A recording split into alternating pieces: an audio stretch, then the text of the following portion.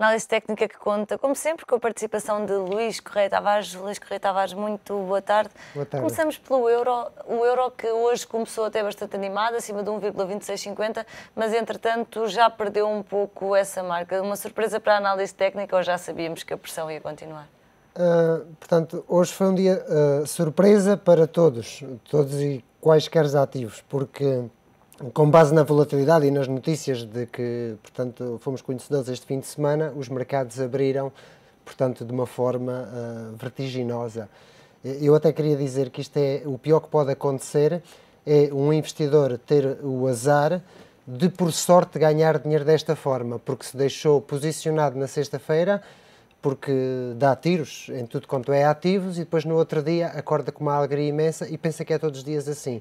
Isto é das piores coisas que pode passar a um investidor. Isto era coisa para entrar na sexta-feira e vender no primeiro minuto de hoje, de manhã. Ou então, eu, por exemplo, adoto uma política diferente que eu nas segundas-feiras não me posiciono no mercado. Eu, pessoalmente, não me posiciono às segundas-feiras. Mas às sextas-feiras fecho as posições, porque eu gosto de dormir descansado. Outra coisa é termos uma perspectiva de médio e de longo prazo. Mas para falarmos sobre o euro-dólar, o índice do dólar, a forma como fechou a semana passada foi que, de facto, uma figura de volta, que é conhecida como um Arami, e cuja projeção terá em vir procurar apoio na média móvel dos 200 períodos. No entanto, há uma coisa que cabe e que é importante aqui destacar, que é o seguinte: eu fiz aqui dois gráficos das posições baixistas que existem no euro, praticadas pelos fundos, onde vemos aqui que esta linha ascendente é precisamente a colocação de posições baixistas no euro. Isto significa que estão a apostar nas desvalorizações da moeda única face ao dólar? 40% das posições no mercado perante este gráfico é o que demonstra, mas também o que já se demonstra, depois esta linha vermelha que vemos aqui, é que, de facto, essas mãos baixistas, a criarem aqui uma divergência face a estas descidas que vemos no euro, e esta divergência poderá dar origem a ressaltos. Agora, cabe saber quando são ou se os ressaltos foram esses que se verificaram hoje.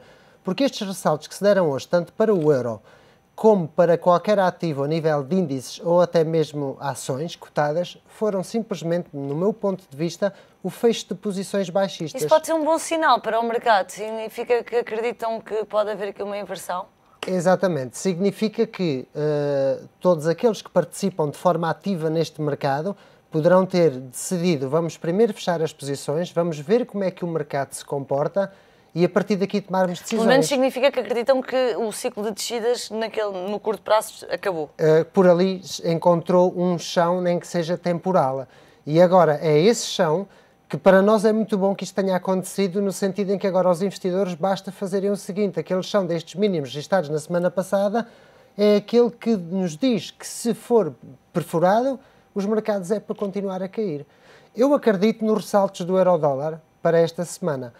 No entanto, penso que ele ainda venha, possivelmente, procurar mínimos ou corrigir 50% de toda a subida que iniciou desde a semana passada.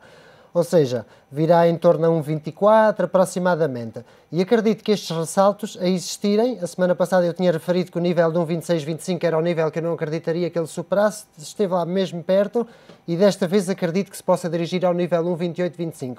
Mas também digo o seguinte: se não o fizer ao longo desta semana, retiro este cenário e volto a falar do assunto na próxima segunda-feira, porque vamos estar todos pendentes o que é que se fará, o que é que a Grécia vai implicar. Portanto, porque no fundo é isto: a análise técnica está a refletir e a demonstrar ou a sinalizar aquilo que são as intenções dos investidores. Portanto, cenário do euro-dólar para o médio e para o longo prazo, no meu ponto de vista, é ainda baixista. Ele ainda irá ao nível de 1,2180, inclusivamente a 1,18, peço desculpa. Luís, e na semana passada falou-se também muito da questão do petróleo, sobretudo a questão de já ter superado novamente a barreira dos $100, haver aqui uma interrupção nas quedas que têm estado a ser justificadas de alguma forma com receios em torno da evolução da economia mundial e da China, que também reviu em baixa o PIB e tudo mais. O que é que se pode esperar em matéria de crude e também de NYMEX, de acordo com a análise técnica?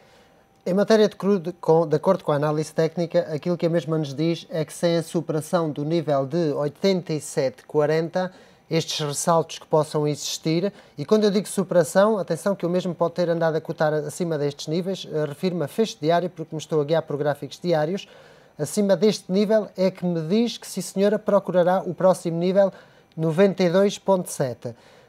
Se o fizer, será meramente, na minha ótica, um ressalto, porque será para continuar a cair.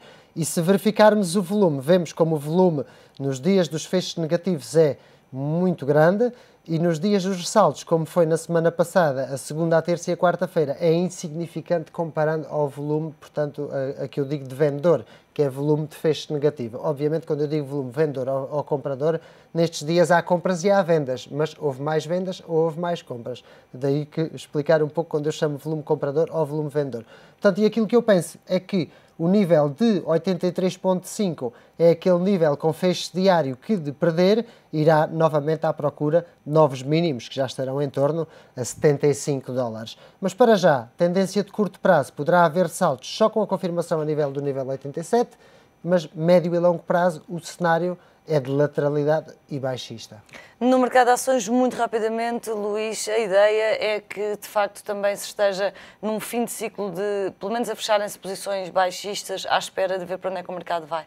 A mesma lógica aplicada à moeda única face ao dólar. Sim, eu pego no caso, por exemplo, da Portcel. A Portcel realizou e fechou a semana, isto é um gráfico semanal, é bom referir, e fechou a semana com uma vela envolvente altista. Esta vela o que nos diz é que o mercado na próxima semana ou semanas poderá, portanto, dar origem a ressaltos. O que é importante aqui destacar é que esta vela não se deve perder ao longo da semana mais de 50% daquilo que a mesma realizou, que neste momento está em torno ao nível 1,83 aproximadamente.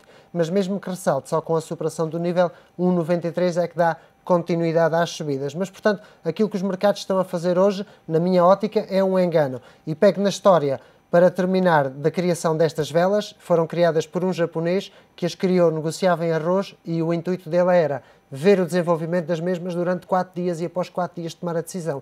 A minha sugestão é precisamente essa. Esperar 4 dias. Vamos ver para a semana, olhamos para o que aconteceu. Luís, muito obrigada. O comentário de Luís Correia Tavares, a análise técnica no fecho de contas às segundas-feiras.